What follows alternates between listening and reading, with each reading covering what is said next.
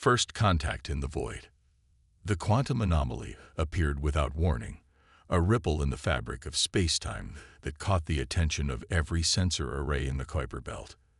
Dr. Sarah Wade, lead researcher at the Deep Space Detection Array on Pluto's moon Charon, was the first to notice that the disturbance wasn't random. Hidden within the quantum fluctuations was a pattern, a message encoded in the universal language of mathematics. Contact mission control immediately, she ordered her team, dark eyes fixed on the streaming data. This isn't background radiation or a sensor malfunction. We're looking at an artificial signal. Her fingers flew across the holographic interface, isolating the pattern from the cosmic noise. 20 years of searching the stars had prepared her for this moment, though nothing could have truly readied her for what they were about to discover. Within hours, the International Space Coalition had mobilized. The signal's source traced back to a region of space just beyond Neptune's orbit, hidden in a pocket of warped space-time that had somehow escaped detection for centuries.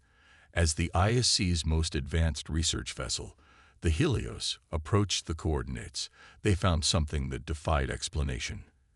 A massive structure, organic in appearance yet clearly artificial, suspended in a field of frozen time. Captain Marcus Chen stood on the Helios observation deck, watching as the structure's crystalline surface reflected the distant sunlight in impossible colors. "What do we know?" he asked Dr. Wei, who had been brought aboard as the mission's chief scientist. "The structure appears to be a refuge of sorts," she replied, projecting a three-dimensional scan. "We're detecting thousands of life signs inside, but they're different. They exist partially out of phase with our reality. The beings inside, we're calling them the Luminary, seem to have developed technology that allows them to exist in multiple dimensions simultaneously." The Helios's initial scans revealed more. The Luminary had been a civilization far more advanced than humanity, having mastered technologies that humans had only theorized about. Yet something had forced them to retreat into this temporal sanctuary, their entire civilization preserved in a moment between moments. As the crew worked to establish communication, they discovered that the quantum signal wasn't just a distress call, it was a key, meant to be found by a civilization capable of understanding it. The Luminary had been waiting for someone to find them, but they hadn't been waiting passively. Their message contained the foundations of their quantum science, a primer meant to help their rescuers understand the principles needed to free them. Dr. Wei led the effort to decode the Luminary's scientific legacy. "They're not just advanced," she explained during a briefing with the ship's senior staff. "They approach the fundamental forces of the universe differently than we do. Where we see boundaries to push against, they saw patterns to flow with. Their technology doesn't dominate nature, it harmonizes with it." But the Luminary's gift came with a warning. The temporal stasis field protecting them wasn't just a shelter, it was a hiding place. They had retreated from something, a threat so fundamental to the nature of reality that they couldn't fight it directly. The entity they called the Void Harmonics, beings that existed in the spaces between dimensions, feeding on the quantum potential of advanced civilizations. That's why they chose this form of preservation. Dr. Wei realized, studying the complex equations that described the stasis field. By existing partially out of phase with normal spacetime, they became harder for these entities to detect, but they couldn't maintain it indefinitely. They needed help. Specifically, they needed a species that approached problems differently than they did. Captain Chen understood the implications. They were looking for us, not just any technological civilization, but humanity specifically. They studied our development, saw how we tackled challenges. Where they sought harmony, we engineered solutions. Where they adapted to natural laws, we found ways to work around them. The revelation sparked intense debate among the crew.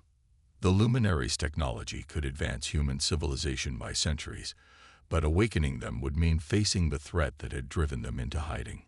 More importantly, it would mean accepting responsibility for the survival of an entire civilization.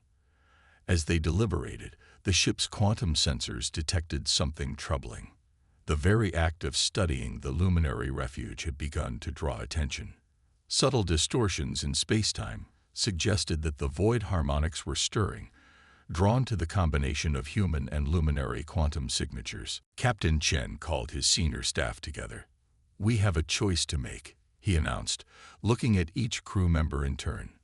"We can retreat now, preserve ourselves, and leave the luminary to their fate, or we can commit to something unprecedented, a partnership between two civilizations that might be stronger together than either could be alone." Dr. Wei stepped forward, her expression resolute. "The luminary chose us for a reason. They saw something in humanity that they needed. Our drive, our determination, our refusal to accept impossible odds. They'd given us their knowledge freely, trusting that we would use it to help them. The decision would shape the future of both civilizations. As the crew of the Helios prepared for their next steps, they knew they were standing at a turning point in human history. The luminary had hidden themselves away, waiting for allies who would approach the universe differently. Now, humanity had to prove they had chosen wisely. The price of knowledge. News of the luminary discovery spread through the solar system like wildfire, despite the ISC's attempts at containment. Within days, ships from various Earth factions began appearing at the edge of the detection zone. Corporate vessels, private research teams, and others with less transparent motives. The Helios crew worked against time, knowing that every moment spent studying the quantum refuge increased the risk of drawing unwanted attention, both human and otherwise. Dr. Wei's team made breakthrough after breakthrough as they decoded the luminary's quantum archives. The beings had left behind more than just scientific knowledge. They had preserved their entire cultural heritage, art that existed in 4 dimensions, music that played through quantum harmonics, and philosophy that challenged human understanding of consciousness itself. Their entire approach to existence is different, Dr. Wei explained to Captain Chen as they reviewed the latest findings. They developed their technology by first understanding the quantum nature of consciousness. Everything else, their physics, their engineering, their art, grew from that foundation. She manipulated a holographic display, showing how luminary quantum circuits mimicked neural patterns.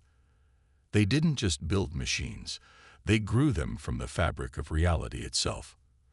But not everyone saw the discovery as an opportunity for advancement. Corporate interests, led by the powerful Quantum Dynamics Corporation, argued that the technology was too dangerous to be left in government hands. They demanded access, citing humanity's need to defend itself against the void harmonics. The situation reached a critical point when 3 QDC vessels attempted to establish a competing research position near the refuge. Lieutenant Commander Jack Santos, the Helios' tactical officer, detected their approach. "They're trying to mask their signatures using some kind of quantum dampening field," he reported. "Someone's been studying the luminary data we transmitted back to Earth." Captain Chen faced a difficult decision. The Helios couldn't maintain an exclusion zone indefinitely, but allowing others to interact with the refuge might accelerate the attention of the void harmonics. More importantly, the captain suspected that corporate involvement would lead to attempts to weaponize the luminary's technology, exactly the kind of quantum escalation that had attracted the cosmic predators in the first place. The situation became even more complicated when Dr. Wei made a disturbing discovery. "The stasis field is degrading," she announced during an emergency briefing. The luminary couldn't completely stop time. They could only slow it down. They've been burning through their quantum energy reserves for millennia, maintaining this pocket of slowed time. We don't have months to figure this out. We have weeks, maybe less. The revelation forced the Helios crew to accelerate their efforts. Dr. Wei's team worked around the clock, trying to understand the intricacies of luminary quantum engineering. They made progress, but each breakthrough seemed to create new questions. The technology wasn't just advanced, it operated on principles that challenged fundamental human assumptions about the nature of reality. Meanwhile, the void harmonics grew more active. Lieutenant Santos' sensors detected increasing quantum disturbances in nearby space. "It's like they're testing the waters," he observed. "Each probe gets a little closer, a little more focused. They know something's here. They just haven't figured out exactly what yet. The corporate vessels complicated the defensive situation. Captain Chen couldn't fire on civilian ships, even if he suspected their motives were far from peaceful. Instead, he authorized a different approach. Using principles derived from luminary quantum mechanics, the Helios's engineers modified their communications array to project a field of quantum static, making it harder for other ships to get accurate readings of the refuge. But the corporations had their own advantages. QDC's lead scientist, Dr. Elena Rodriguez, transmitted a message that couldn't be ignored. "We've been analyzing the quantum signatures you reported," she said, her holographic image floating in the Helios briefing room. "The void harmonics aren't just drawn to advanced quantum technologies. They're drawn to quantum consciousness itself. The more we interact with the luminary refuge, the more we risk attracting them. You need our help." Dr. Wei studied QDC's data with growing concern. The corporation had devoted massive computing resources to modeling the threat, and their conclusions were troubling. The very act of attempting to revive the luminary would create a quantum beacon visible across dimensions. Without proper preparations, they might doom both civilizations. Captain Chen called a meeting of his senior staff to address the mounting crisis. "We have 3 problems," he said. "The degrading stasis field, the corporate pressure, and the increasing attention from the void harmonics. We need solutions, and we need them fast." Dr. Wei stood, her expression determined. "The luminary chose to reach out to humanity because we think differently than they do. They sought harmony with the universe. We seek to change it. Maybe that's the key. Instead of trying to hide from the void harmonics, maybe we need to face them directly." The suggestion sent a ripple of unease through the briefing room. The void harmonics had driven a far more advanced civilization into hiding. What chance did humanity have against such entities? But as the crew discussed the possibility, a plan began to take shape, one that would combine human ingenuity with luminary wisdom in ways neither civilization had imagined. Echoes of war. As the void harmonics' presence grew stronger, Dr. Wei made a breakthrough in decoding the deeper layers of the luminary archives. What she found changed everything they thought they knew about their situation. The luminary hadn't simply hidden from the void harmonics. They had fought a war that spanned dimensions, a conflict that had nearly torn reality itself apart. "Look at this," she told Captain Chen, projecting a complex 4-dimensional image in the Helios's main laboratory. The display showed the history of the luminary civilization, their evolution from physical beings into entities that existed across multiple quantum states. They didn't develop their quantum technology just for scientific advancement. They were trying to escape. The void harmonics, it turned out, were more than just cosmic predators.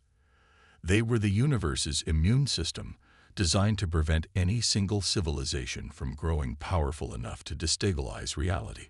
The luminaries' mastery of quantum mechanics had drawn their attention, leading to a conflict that lasted centuries. Lieutenant Santos studied the tactical data from the ancient war with growing concern.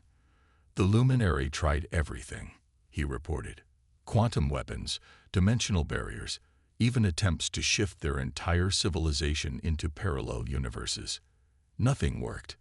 The void harmonics adapted to every defense, consumed every weapon turned against them."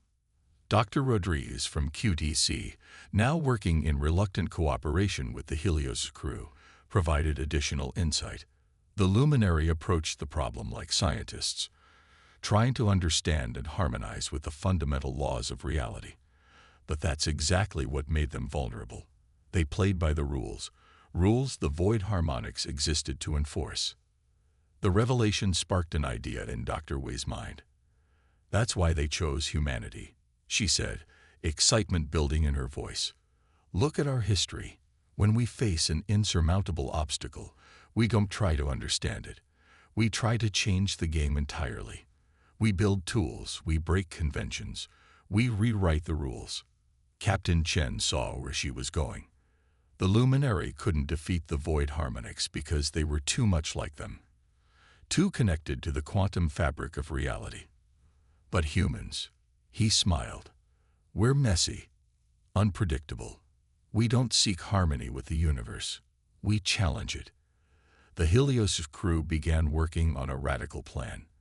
Instead of trying to hide the luminary or defend against the void harmonics directly, they would do something unprecedented. They would combine human technological innovation with luminary quantum science to create something entirely new. Dr. Wei led the theoretical work, while Lieutenant Santos handled the practical applications. They started small, testing their theories by creating quantum bubbles that existed slightly out of phase with normal spacetime. The results were promising. The void harmonics seemed unable to properly perceive these hybrid constructs that blended human and luminary principles. But time was running out. The stasis field containing the luminary civilization continued to degrade, and the void harmonics were growing more aggressive in their probing attacks. Strange distortions appeared in space around the Helios, reality itself twisting as the entities tested their defenses. The corporate fleet, now understanding the true scale of the threat, offered their resources. Dr. Rodriguez shared QDC's quantum computation networks, giving the Helios crew the processing power they needed to model their theories. "We're not just fighting for profit anymore," she admitted. "If the void harmonics aren't stopped here, Earth could be next." Captain Chen orchestrated the combined efforts, coordinating between the various teams as they raced against time. The plan that emerged was audacious. They would use modified versions of Earth's primitive fusion reactors, combined with luminary quantum principles, to create a network of energy fields that existed in a state the void harmonics couldn't properly interact with. "It's like we're building a blind spot into reality," Dr. Wei explained to the assembled crews of all ships. The luminary tried to hide by becoming more quantum, more connected to the fabric of reality. "We're going to do the opposite, create spaces that are deliberately disconnected from normal quantum laws." The theory was sound, but the practical application would be dangerous. They would need to construct the network while under direct attack from the void harmonics, using untested technology that combined two radically different approaches to physics. One mistake could tear a hole in spacetime itself. As they made their final preparations, Dr. Wei made one last discovery in the luminary archives. "They predicted this," she told Captain Chen privately. "Not the specific details, but the general outcome. They saw that humanity's greatest strength wasn't our technology or our intelligence. It was our willingness to attempt the impossible."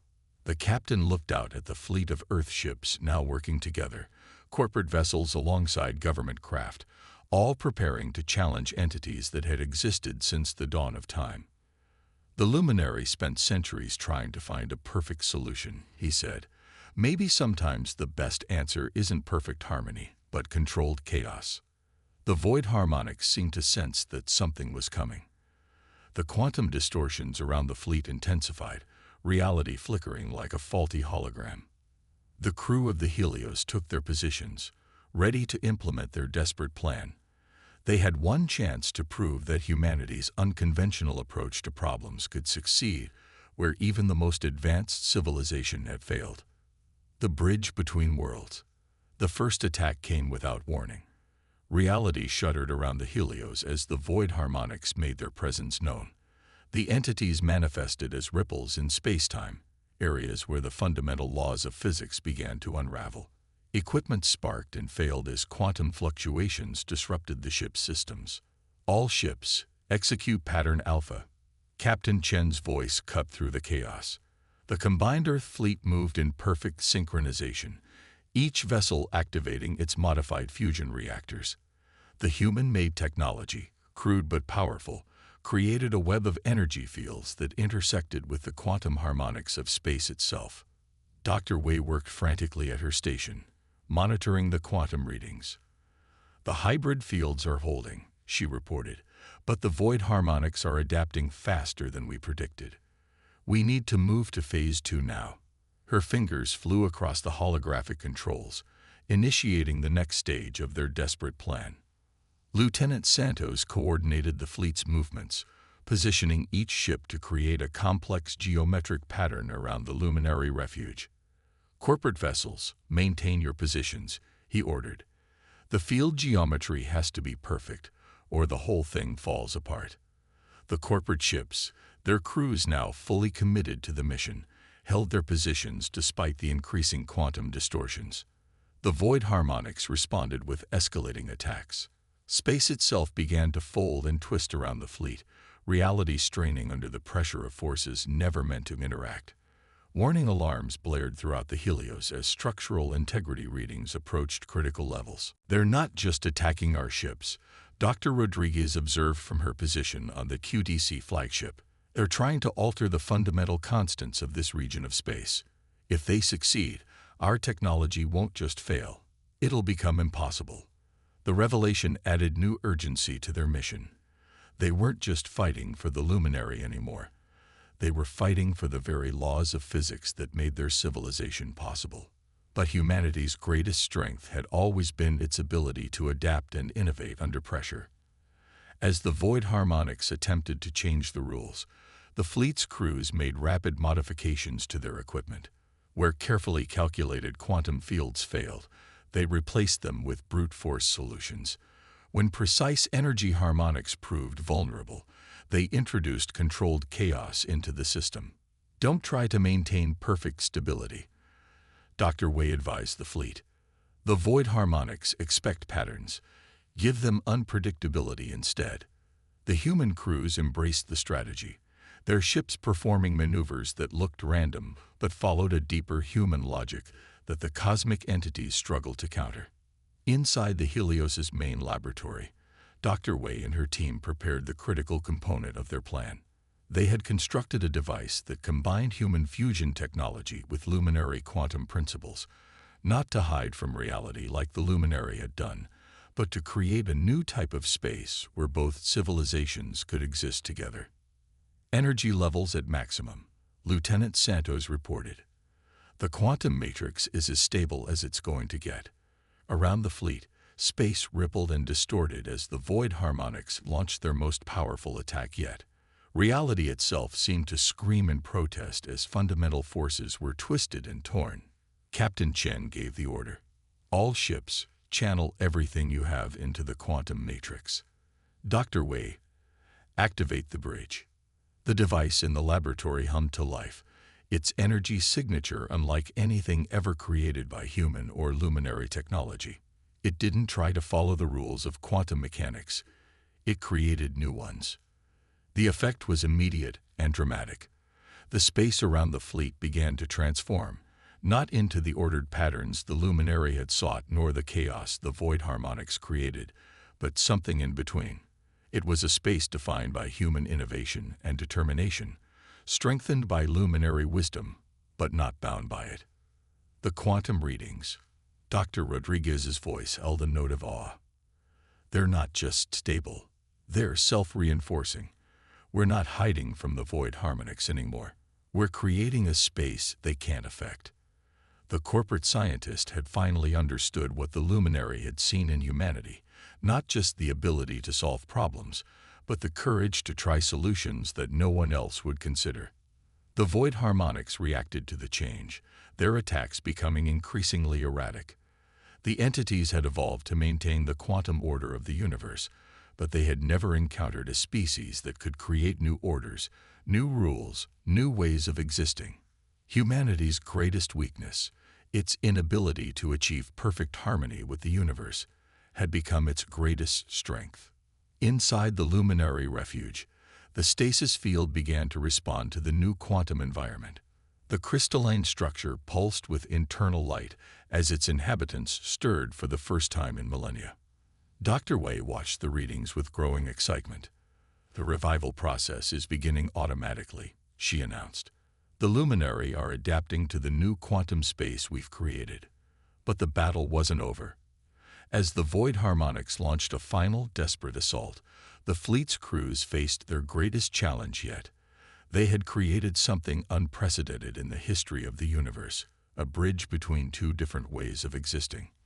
Now they had to keep it stable long enough for two civilizations to cross it together. Legacy of Two Worlds. The revival of the luminary civilization began as a cascade of light and energy. their crystalline refuge transforming as thousands of consciousness patterns reintegrated with physical form. Dr. Wei and her team worked tirelessly to maintain the quantum bridge they had created, the space where human ingenuity and luminary wisdom could coexist.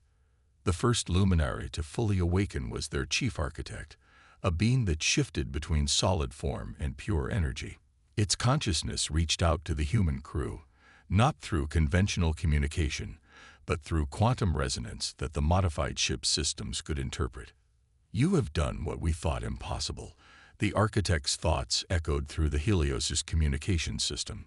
"Where we sought to hide from the fundamental forces of reality, you dared to change them. We have much to learn from each other." The void harmonics continued their attacks, but their influence grew weaker as more luminary awakened into the hybrid space humanity had created. The entities had evolved to enforce the natural laws of the universe, but they had no power in this new domain where the rules themselves had been rewritten. Captain Chen watched as the corporate fleet integrated seamlessly with the military vessels, their crews working together with a unity of purpose that transcended their former rivalries. "Humanity's greatest strength," he observed to Dr. Rodriguez, "has always been our ability to come together in the face of impossible challenges." The luminaries shared their full history as their civilization reawakened. They had achieved harmony with the quantum fabric of reality, but that very harmony had made them vulnerable to the void harmonics. Their technology, perfect as it was, operated entirely within the rules the cosmic entities were designed to enforce. "We never considered simply ignoring the rules," the architect communicated to Dr. Wei. "Our search for perfection became our limitation.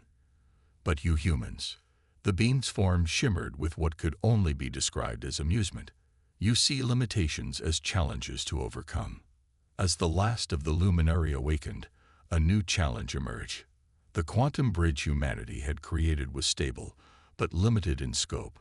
To truly save the luminary civilization, they would need to expand it, creating a permanent space where both species could thrive together. The solution came from an unexpected source. Dr. Rodriguez, analyzing data from the corporate quantum computers, discovered that the hybrid space they'd created wasn't just a defensive measure, it was the beginning of something entirely new. "We're not just creating a hiding place," she explained to the combined human and luminary council. "We're evolving the very nature of reality itself." The luminary architect confirmed her theory. "Your quantum bridge is causing cascading changes in the fundamental structure of space-time. The void harmonics can't stop it because it's not breaking the rules. It's creating new ones. Rules that allow for both harmony and chaos, both perfection and innovation." Over the next several weeks, human and luminary scientists worked together to expand the quantum bridge. The corporate fleet's massive computing resources combined with luminary quantum engineering to map out the expansion. Where the luminary provided the theoretical framework, humanity provided the practical, often unorthodox solutions needed to implement it. Lieutenant Santos developed new combat techniques that incorporated both human tactical thinking and luminary quantum principles. "We're not just defending against the void harmonics anymore," he reported. "We're teaching them that there's more than one way for advanced civilizations to exist." The transformation spread gradually through nearby space, creating regions where human technology and luminary quantum engineering could work together in ways neither civilization had imagined possible. The void harmonics attacks grew less frequent and finally ceased altogether, as if the entities had recognized this new paradigm as a natural evolution of universal law, rather than a violation of it. Dr. Wei found herself working directly with the luminary architect, their different approaches to problem-solving creating solutions neither would have conceived alone. "We feared the void harmonics because we thought they were the universe's way of preventing change," the architect shared. "Now we understand that they were part of the universe's evolution, pushing civilizations to find new ways to grow." As the immediate crisis passed, both civilizations began to explore the implications of their success. The luminaries' quantum technology, combined with human creativity and determination, opened up possibilities that neither species had dreamed of. They began working on ways to expand the quantum bridge, creating spaces where other civilizations could join them in this new way of existing. Captain Chen stood with Dr. Wei on the Helios observation deck, watching as human and luminary vessels moved together through space that rippled with new possibilities. "We didn't just save them," he said. "We changed the rules of the game entirely." "That's what humans do best," Dr. Wei replied, smiling as she watched a group of luminary engineers teaching human scientists about quantum harmonics while the humans showed them how to think outside conventional limitations. "We don't accept the universe as it is. We imagine what it could be, and then we make it happen."